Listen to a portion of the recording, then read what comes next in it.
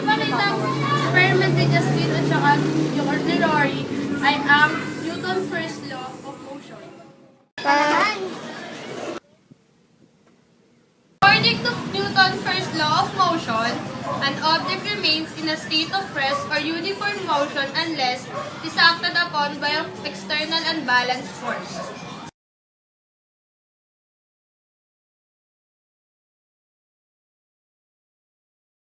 The resistance of an object to change in motion, basically object at rest tend to stay at rest. Object in motion tend to stay in motion unless an outside force acts on object.